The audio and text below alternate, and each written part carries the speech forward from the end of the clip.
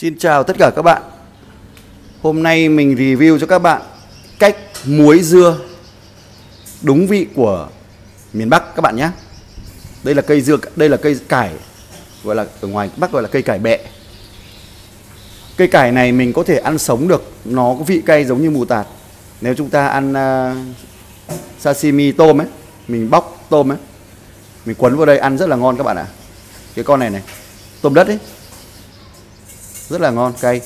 Thì hôm nay mình sẽ hướng dẫn review cách làm sao để có một cái vại dưa ngon, chua, ngon, sạch, thơm. Mời các bạn đón xem. Các bạn ơi, đây là cái dưa cải mà sau khi mình cắt ra, mình cắt hết những cái gốc của nó đi. Và bây giờ mình sẽ đi rửa và làm một số cái công đoạn nữa. Dưa cải bẹ này sạch và thơm.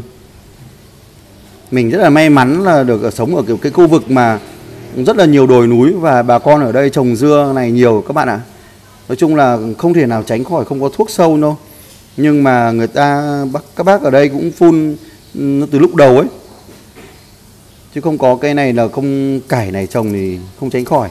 Nhưng mà làm sao chúng ta mua được những cái dưa cải nó uy tín ở những cơ sở người ta sản xuất rau sạch ấy bạn à, hoặc là tự trồng lấy. Nhà mình cũng tự trồng lấy. Thì bởi vì ăn cái món này là món dưa mà, chúng ta ăn sống mà, cho nên nó đòi hỏi cái nguyên liệu nó phải sạch sẽ, không có cái thuốc bảo vệ thực vật, không có nó sẽ ảnh hưởng đến sức khỏe của người dùng các bạn ạ. Mình trồng cái này mình biết là nó rất nhiều sâu, nó sâu đến nhiều lắm. Một cái sâu kén này vào ăn này, cực kỳ nhiều sâu.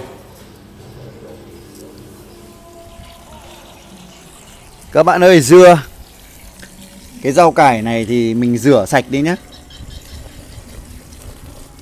Đây là mình để nó héo héo đi rồi đấy. Rửa đi xong rồi mình lại phải phơi tiếp các bạn.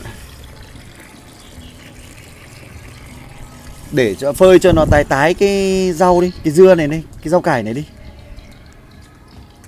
Thì khi ra muối dưa nó sẽ được ngon. Chứ không phải là lúc là mình cắt xong cái là mình rửa mình muối luôn đâu các bạn nhé. Mình để cho mình phơi cho nó cái lá nó héo héo đi. Xong rồi mình đi rửa xong rồi mình để lại phơi ráo ráo nước đi các bạn ạ.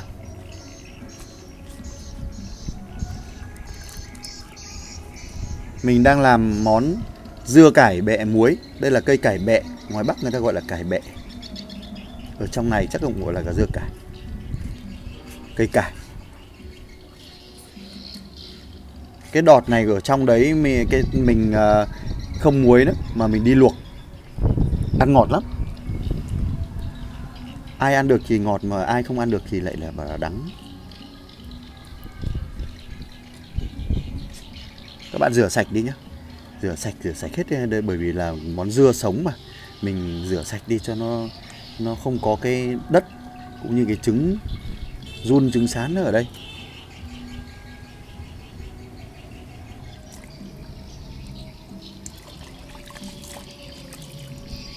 Cho nó hút khách. Rửa sạch vào nhá. Người giàu bảo thế. Ăn bận sống lâu, người giàu bảo thế.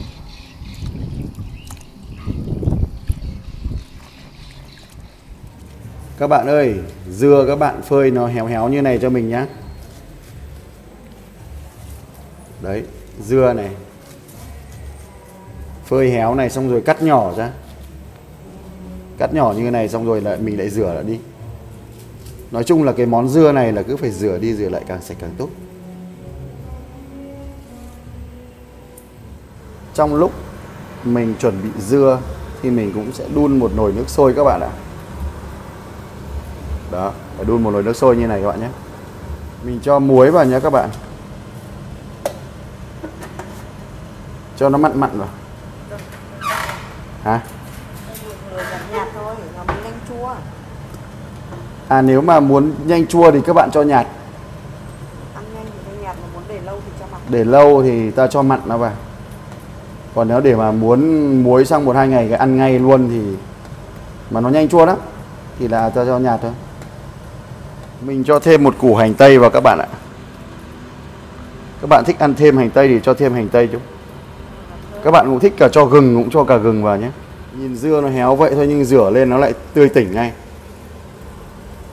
Và cái nước này là để một nửa ta để trụng dưa và một để ta muối dưa. Có nghĩa là một nửa mình để trần cái dưa cho nó sạch ấy. Đó. Cái nước đây là nước muối dưa này. Nước muối dưa mình để khoảng độ 70 độ C thôi. Và cho thêm một thìa đường vào các bạn. Ta để nó nguội nguội một chút. 60-70 độ C. Cho lấy trục lên rồi thả vào muối này không? Sau khi mà nước đã nguội bớt rồi thì chúng ta trụng qua cái dưa vào đây các bạn nhé. Trụng qua rau vào cái nước bên này. Sau đó thả sang cái chỗ vại muối này. Đấy. Cơ bản là như vậy đã xong một hũ dưa muối này. Đúng chuẩn vị cổ xưa. Hương vị đúng hương vị miền Bắc luôn ấy, của các cụ cổ xưa ấy. Các bạn có thể cho hành củ, hành lá vào đây cắt dài nữa chứ. Đó. Đây này. Mình cho cả hành lá nữa đấy. Đó. Hành lá, hành tây, hành củ. Các bạn có thể cho gừng thái sợi vào. Cũng rất là ngon. Khi mình ăn thì ăn kèm những cái rau đó cũng rất là ngon.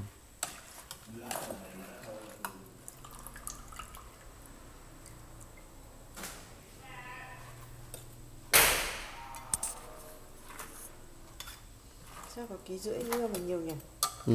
Rất là héo thì vừa ngon.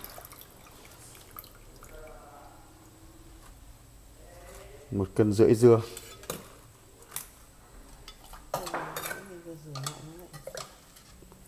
Khi mình phơi nó héo héo mà rửa mình để lâu thì nó lại nở ra như lúc tươi như lúc ban đầu.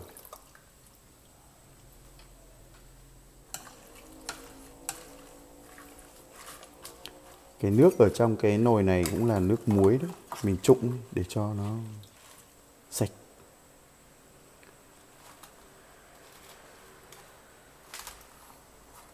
Lấy tay dí nó xuống cũng được. Đó, ta dí nó xuống. Lèn nó xuống.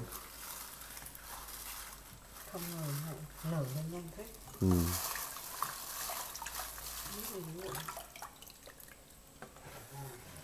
Cho nó nóng lên một tí.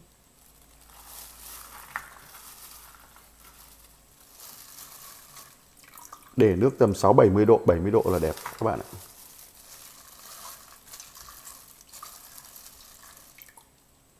Các bạn đang xem cách muối dưa theo đúng hương vị cổ truyền của Việt Nam.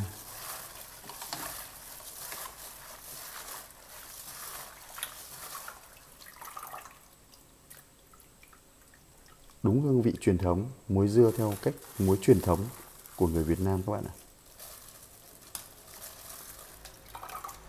Việt Nam gọi là muối dưa nhưng thực ra thì đây gọi là cách lên men dưa.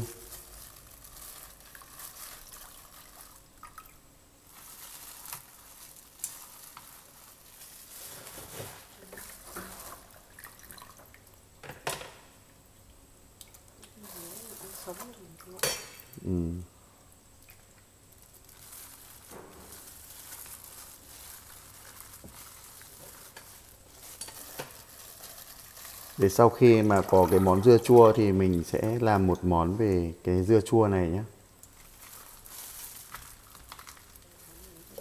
Đây là nhiều nước quá thì ta múc bỏ bớt các bạn ạ. Đầy dưa quá. Nhiều dưa quá ấy. Thì khi mình lèn xuống cái nước nó lên.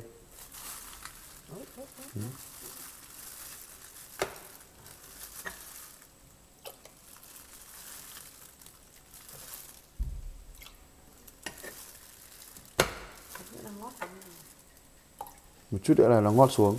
Và ngót xuống là cái nước nó cũng dành lên.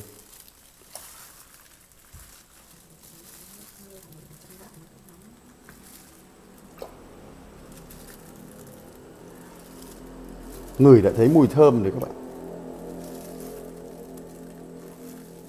Mình nói hơi quá chứ thực ra nó cái dưa cải ấy, cái cải rau cải ấy, nó thơm á, cho nên khi mình muối dưa là nó mùi thơm phức luôn rồi.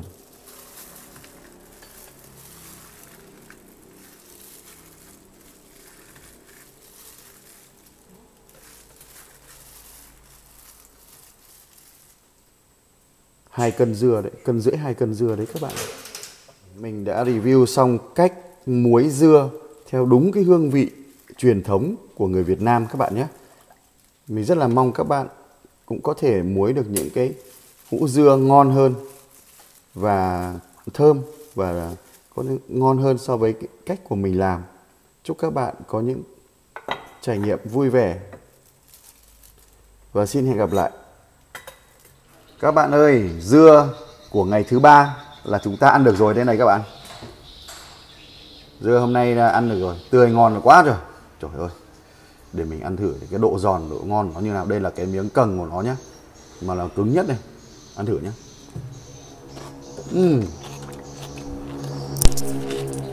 Mình để cái micro vào các bạn không thấy nó giòn không?